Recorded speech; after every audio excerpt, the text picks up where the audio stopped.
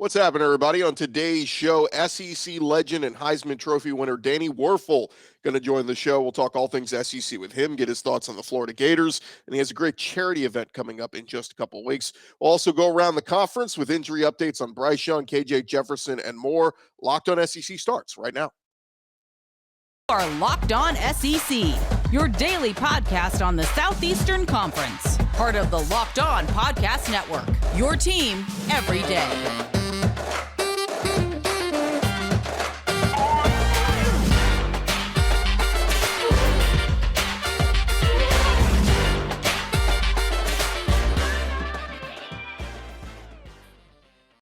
And welcome into Locked On SEC, everybody. Great to have you along. I'm Chris Gordy. Thanks for making Locked On SEC your first listen every day. Remember, Locked On SEC free and available on all platforms, including YouTube and at LockedOnSEC.com. Let's jump into it. Let's go around the conference. Boots out to the right. Intercepted. Takes the handoff.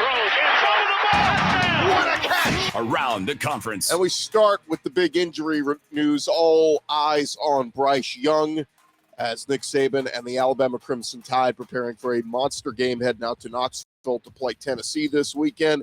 Bryce Young trying to come back from that shoulder injury he suffered 2 weeks ago. And, of course, the Tide able to get the win over A&M this past week without him. At his Monday press conference, Nick Saban said, Bryce getting reevaluated today. Don't really know much.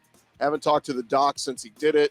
Hopefully, we're going to try to get him ready to play this week, but this is something that nobody can predict how this is going to give him an opportunity to go out and be able to do what he needs to do. We'll see as the week progresses, but I don't have an update much more than that. Of course, even if they thought Bryce Young would be playing this week, they're going to play coy, right? You want to have the Vols have to prepare for both Jalen Milroe and Bryce Young. Saban talking about Tennessee said, look, the Vols have a really good team. Hopefully, we'll get some of the things we did wrong this past week fixed. Maybe we'll get the quarterback healthy as well. So, cat and mouse game. Doubt we'll get full clarity early in the week on whether or not Bryce Young is going to play. But just some notes on this game. Big matchup on the third Saturday in October. Tennessee versus Alabama. It's first meeting of the two top 6 AP, top 25 ranked teams in Neyland Stadium in 24 years. You got to go back to 1998 when Florida and Tennessee were both ranked in the top 6 in the AP. It's also the first time both teams are unbeaten at the time of meeting in Tennessee and Alabama since October 21st, 1989. So we're going back to the 80s and 90s for reference to this matchup. You know it is a big one, and can't overstate how much fun this one is going to be with Alabama and Tennessee taking to the field this weekend. As for the Vols, they are going to be getting ready with Josh Heupel preparing for this team and not knowing if they're going to face Jalen Milroe or Bryce Young. Josh Heupel said on Bryce Young, Bryce has played an elite level for a long time. Arm talent, ability to be accurate with the football, great decision maker out there. The X factor for him is getting able to move and extend and make plays outside of the pocket and inside the pocket. Does a good job finding the soft spot in the pocket. When he escapes, he's a thrower first, finds his guys. If you don't match them out, if you're in a zone coverage, he has the ability to tuck in and make big plays as well. Got the ability to apply pressure to you as always. So, of course, big challenges being faced there by the Vols with Bryce Young if he is able to go. As for Jalen Milroe, Josh Heupel described him as athletic and dynamic with the football in his hands. Now, there is a quick note on Tennessee. Defensive starter Jalen McCullough was arrested on Sunday, according to police reports. 4-year starter, currently tied for 4th best on the team in tackles with 23, according to the arrest warrant. Police responded to an incident, found a man with missing teeth and a bloody mouth. He said he'd been drinking with friends at the apartment complex, and Jalen McCullough arrested as part of that, but we'll see what that means for him moving forward. Meanwhile, the Arkansas Razorbacks, they're hoping to get KJ Jefferson back. Sam Pittman talking with the media on Monday. It appears as if Jefferson will be back for the Razorbacks as they head out to BYU this weekend. Sam Pittman said, look, it's a normal week for KJ. He just can't get hit today. That would be the protocol. He never gets hit anyway at practice, so he can go ahead and do his full thing today. It'll be Arkansas versus BYU out in Provo on Saturday, set for a 2:30 Central kick on ESPN. Arkansas, a road favorite, slightly, right about 1.5, according to BetOnline. Meanwhile, Sam Pittman talking about his backup quarterback spot. If KJ Jefferson is back, will it be Malik Hornsby, and what's his role going to be moving forward? Pittman said, look, I gave him his choice, whether he wanted to stay where he was as the number 2 quarterback or whether he wanted to still play some wide out or if he was interested in moving to corner. Obviously, the team needs some defensive back help. He said he'll have to explain more than I can with him, but it was a big weight lifted off his back. I think with the way that he performed this past weekend, I think he validated what we thought about him as a quarterback and what the team did. He wants to stay right there, just be ready when needed as the number 2 quarterback. Pittman said that means Arkansas probably not going to use Hornsby in those special packages from earlier in the season. So Blake Hornsby back as the number 2 quarterback ahead of Cade Fortin on their depth chart. Meanwhile, over at Auburn, a lot of folks wondering things going to get better under Brian Harsin there at Auburn. They've dropped to 3-3 on the year with their blowout loss at Georgia on Saturday. Brian Harsin, meeting with the media on Monday, was asked about his team's offensive identity. He said, look, we want to be net balanced. We want to run the ball. We want to throw the ball. We want the play action off some of the run game. We want to be able to get out on the perimeter and still be firm and be able to run downhill between the tackles. Harsin was quick to admit, however, that the results have not been there. He said, have we been very good at either of those at this point? Are we where we want to be right now? We're not. But that's what our identity is. We're still working on building that identity. We have the vision for it. Now we got to actually do it. Of the 131 FBS programs this season, Auburn ranks 94th in the country in total offense, 112 in scoring offense. They now have a road game at top 10 Ole Miss this weekend. Now, some news from the NFL ranks yesterday is Matt Rule was fired as the Carolina Panthers head coach after going 1-4 through his first 5 games. A lot of folks expecting Matt Rule to head back to the college ranks. You got jobs like Nebraska open, Colorado. Auburn could be one of those schools, and BetOnline has Matt Rule as the second best odds his next job to be Auburn, behind Nebraska as the odds-on favorite. Keep in mind, from 2017 to 2019, Matt Rule took Baylor from a 1-11 team to 11-3 by his third season. He also turned Temple into a pretty good contender, had them winning double-digit wins his last 2 years at Temple. He's a good college coach. Just didn't work out in the pros. Could Matt Rule be on the radar for Auburn if they were to fire Brian Harsin? We will see in the coming weeks. All over at LSU, Brian Kelly trying to get his team back on track after their blowout loss versus Tennessee on Saturday, losing 40-13. On Monday, Brian Kelly said offensive guard Garrett Dellinger is expected to miss the next 2 weeks with an MCL injury. The sophomore lineman has played several spots all along that O-line. Brian Kelly said, tried to make light of what has become a difficult situation, saying, look, we're looking forward to our 6th combination on the offensive line. LSU going on the road Saturday night in the Swamp, taking on Florida, 7 o'clock Eastern on ESPN. Also bad news for Clark Lee and Vanderbilt. They will be without a key offensive starter the rest of the year. Rocco Griffin has left the team after Clark Lee told reporters after the Ole Miss loss that Griffin's lack of involvement in the offense was a coach's decision. He was passed over on the depth chart in the backfield.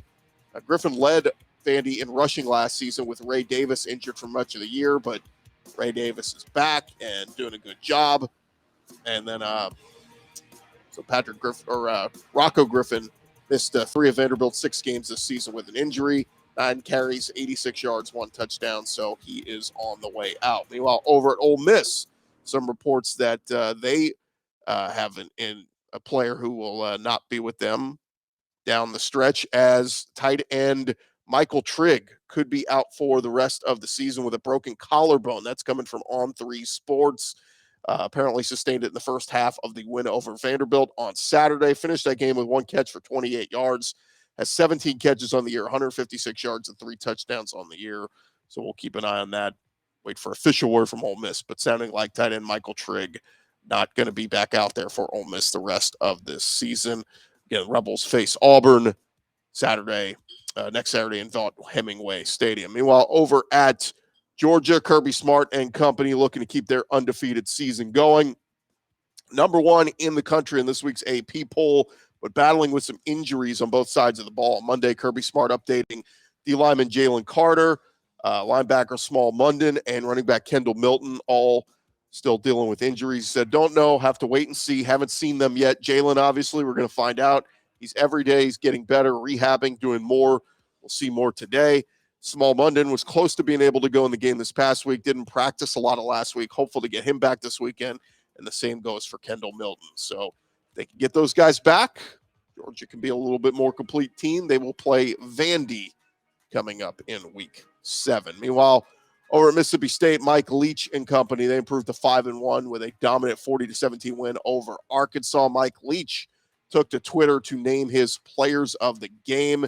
He recognized offensive lineman Cam Jones, defensive tackle Cameron Young, running back Dylan Johnson, linebacker Jet Johnson, DB Emmanuel Forbes, and their punter Archer Trafford. Leach also reminded them that there's still work to be done. He said, quote, need to keep getting better each week. Hail State, Mississippi State with a big one against Kentucky this weekend. That'll be Saturday night on the SEC network. Meanwhile, lastly, the SEC announcing their players of the week in the conference. And a lot of them, guys, we had on our winners of the weekend this past week. Co-offensive players of the week, they had quarterback Will Rogers from Mississippi State and Jonathan Mingo setting that Ole Miss wide receiver reception record in a game. Defensive player of the week, cornerback Jaden Hill from Florida. He had the 2 interceptions, including pick 6. Special teams player of the week, Chase McGrath, the kicker from Tennessee, made some big field goals in their win over LSU. Freshman of the week, Georgia running back Branson Robinson.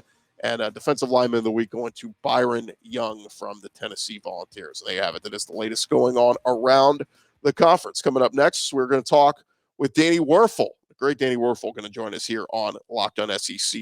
Some great stuff coming up with him in just a second. Thank you guys for making us your first listen every day. Also to remind you guys, from cringing at the pump to getting an eye-popping check at your favorite restaurant, inflation hitting everybody where it hurts, and it really hurts. That's why we started using the Upside app. Upside is an incredible app for anyone who buys gas, groceries, or dines out. With every purchase, you will earn cash back thanks to Upside. If you want to get started, just go download the free Upside app. Use our promo code LOCKED, LOCKED. That's going to get you $5 or more cash back on your first purchase of $10 or more. Claim an offer for whatever you're buying on Upside. Check in at the business, pay as usual with a credit or debit card, and get paid. In comparison to credit card rewards or loyalty programs, you can earn 3 times more cash back with Upside. Download the free Upside app. Use our promo code LOCKED to get $5 or more cash back on your first purchase of $10 or more. That's $5 or more cash back on your first purchase of $10 or more. Use our promo code LOCKED on the free Upside app. Run along here, Locked On SEC, and an absolute pleasure to talk with this guy. Been a big fan of his for a long, long time. One of the greatest college football players to ever play at the University of Florida. He is the great Danny Wuerffel. Danny, welcome in, man. Good to talk with you. Chris, great to be with you. Thanks for that kind introduction. Well, I want to start here, Danny. I mean, as storied of a football career as you had, it seems like you've done and accomplished so much more in your post-football career. So for those who don't know, if you could just kind of touch on some of the great things that you've been involved with over the years, from the Wuerffel Trophy to the Wuerffel Foundation and just everything you've been involved with. Because again, I think you've had more of an impact on the world in your post-football career.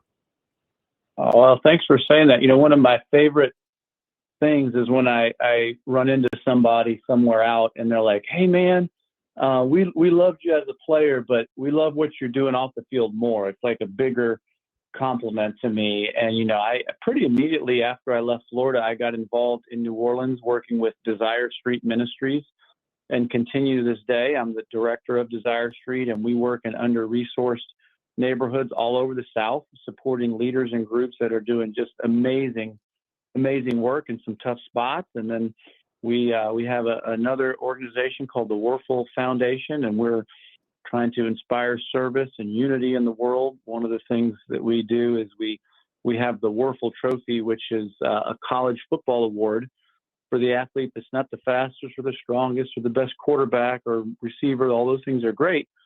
but it's an award for the person who does the most community service. And our goal is to get as many nominees as possible, even though we have one winner, but we'll probably have 100 to 115 nominees this year. And we want to help tell their stories more and more so that more of us can be inspired to do more. So those are some of the things happening, and I'm just feel very grateful to be able to invest my life in those things.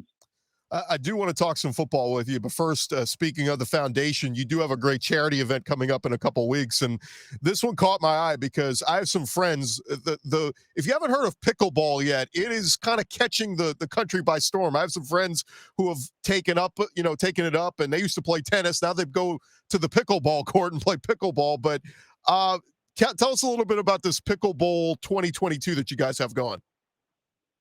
Yeah, well, thanks. It's a weird name for a sport. If they started over, they'd probably have a new name, but it's a fantastic little sport. It's like tennis and ping pong had a relationship and made a baby, and the baby is pickleball.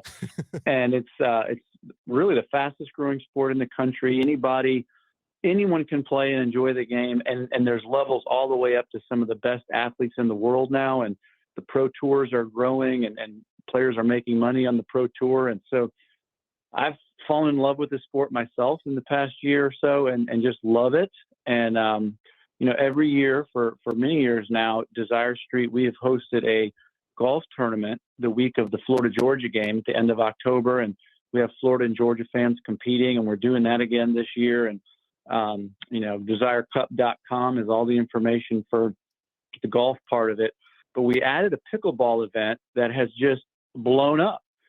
We turned it into a kind of a college-themed competition where you'd have a professional pickleball player paired with a celebrity pickleball player from the same college competing for the Pickle Bowl, like the Sugar Bowl trophy. And so I'm playing with the pro from Florida. We've got celebrities from all over the country playing with different pros, and it's going to be live streamed, and it's going to be a really fun event to draw awareness and raise money for the causes that are dear to us, Desire Street and the Wuerffel Foundation. Yeah, I even saw Doug Ellen, the guy behind Entourage, is involved. So there's so many big names of people involved for this. So we encourage anybody that's going to be out there in the area to definitely go and check it out. We're talking with the great Danny Wuerffel. And Danny, I'd be remiss if I didn't ask you a couple of football questions. What have you made out of the Florida Gators so far this year? I really like Billy Napier. I got to know him a little bit in his time at Louisiana, and he took over a tough situation. But I think what I like about this team, Danny, is they fight hard. I mean, even down big in Knoxville, they didn't quit. They didn't give up. Just seems like he's really setting the foundation for a lot of future success. Man, I think the last few words you said there sum up how I feel. He's building a really strong foundation and culture for future success. And I'm really excited about him as a coach, him as a person, him as a leader. I think our roster is kind of depleted and thin versus other years in the program. So, really hard in a first year program to have maybe the success that Gator fans would hope and expect. But I see this as a tremendous move in the right direction. I love what I'm seeing. I don't think it's going to be a banner year, but I do expect in the years to come, we're going to be a really, really tough team to beat and competing for all the things that we always hope to. So I'm thrilled. I think he's a great coach, and I love the direction of the Florida football program.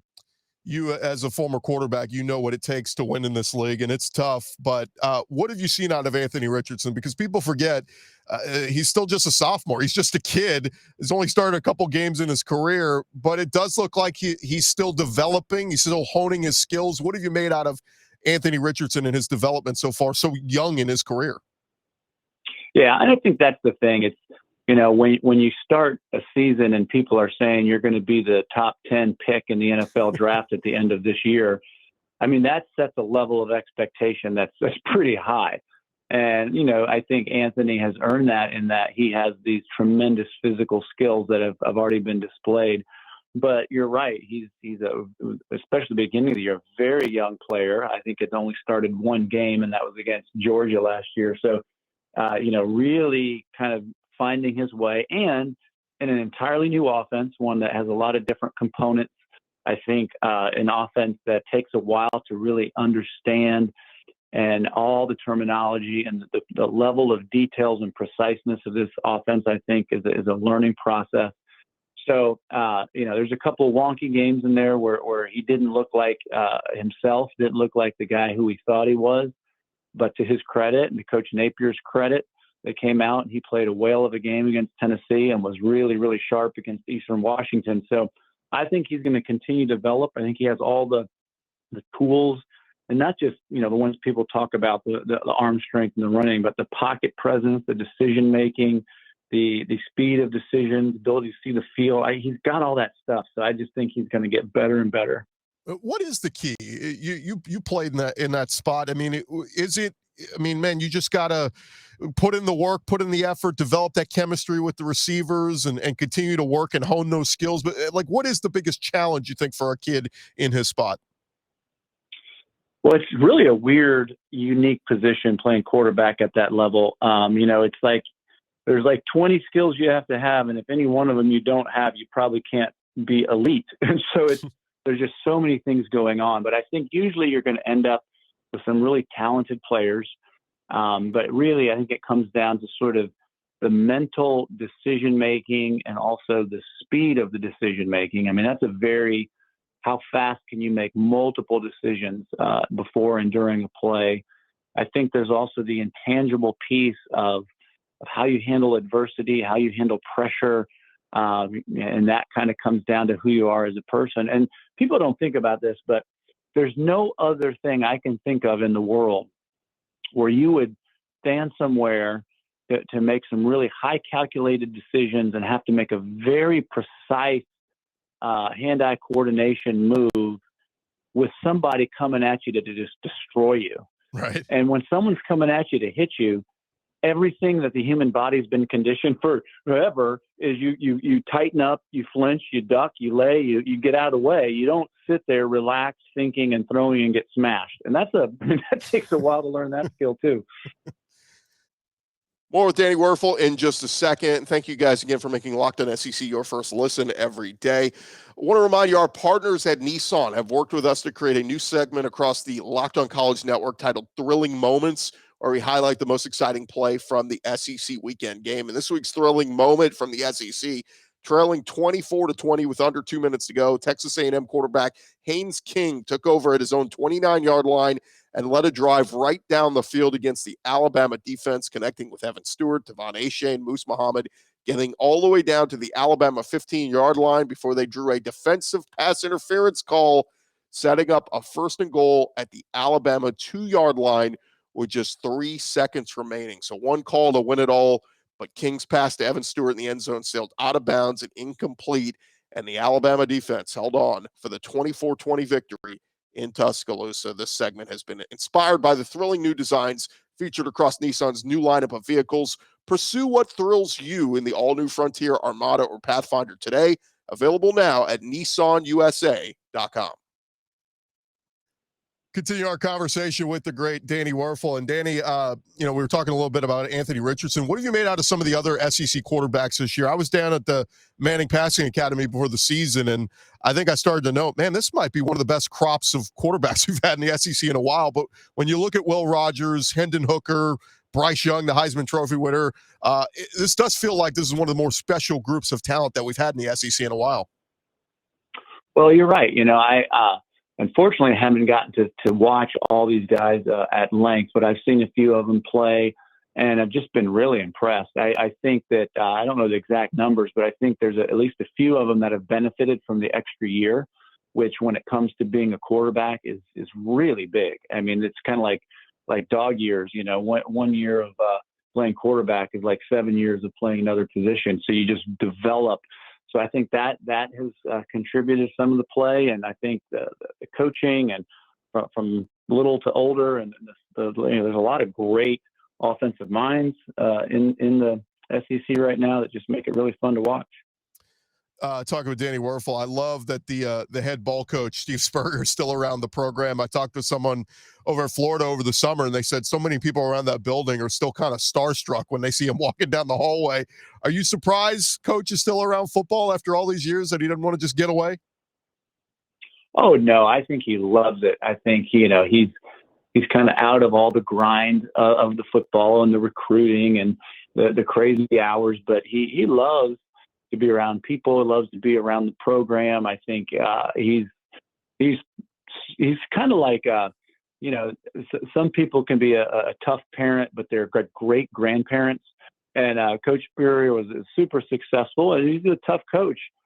He really pushed you hard, but he's like the greatest grand coach ever. And having him around, I think, is just awesome for everybody. It was funny, Danny, watching highlights of we just had the Tennessee-Florida rivalry game a couple of weeks ago, and obviously that's a rivalry. It's went your Gators' way for so many years, but they were showing all these highlights throughout the years. Do you have a good story just from that rivalry, or just from your playing days that you remember that just stands out in your mind? Well, two, one was my freshman year. I don't remember what year it was. Peyton was coming in, and I think he was supposed to be they were going to put him on the cover of the Sports Illustrated. Was the idea? That was more my junior year, actually. And so they showed up, and we ended up scoring, I think, 9 straight touchdowns from the middle of the second quarter to the end of the game. And I ended up on the cover of Sports Illustrated, and I'm looking at a few in my office right now that I have to sign. Fans still send them to me all these years. And then the next year when we went up to Tennessee, it was just pouring rain. It was an incredibly tough way to start the game, and we went for it on like 4th and 11. And I threw a long touchdown pass, and that moment, there's a lot of things going on. I think my faith was a very, very prominent in that moment of having me be calm in the midst of this crazy atmosphere. And we had the big win in Tennessee that year. It's so fun to look back on those years, and again, it feels like it wasn't that long ago, and then we look back and go, good Lord, how many years ago was it? So it's so fun to kind of look back and reminisce at times. One more time, Danny, want to remind our listeners, Pickle Bowl 2022 coming up starting Wednesday, October 26th. That will have the Celebrity Pro-Am tournament if folks want to get out there, and spectators are welcome. And of course, you can make donations if you can't get out to the event. If you just want to go make some donations, desirecup.com. But I'm excited, man. Pickle Bowl 2022. This should be an awesome event. Yep. Well, I think it might be something that grows every year. People love their colleges and the chance to play for that and play for a cause. So, yeah, if you go to desirecup.com, you can learn more about ways to help and participate. And I just appreciate everybody out there. Thoughts, prayers, and support. Thank you too, Chris. Absolutely. Danny, thanks so much for the time. We appreciate it. All right. Take care. All right, that's the great Danny Wuerffel joining us here on Locked On SEC. Certainly appreciate him taking the time out, and great cause coming up, benefiting the Wuerffel Foundation. And again, desirecup.com is the website if you guys want to go check that out. Pickle Bowl 2022 coming up. That's going to do it for this edition of Locked On SEC. Again, thanks to you guys for making us your first listen every day. Now you go make your second listen. Check out some of our other great podcasts like Locked On Gators with Brandon, who's doing a great job with that, or any of our other great SEC podcasts we have on the Locked On Podcast Network, covering your team every day. I'm Chris Gordy. We'll talk to you guys tomorrow right here on Locked On SEC.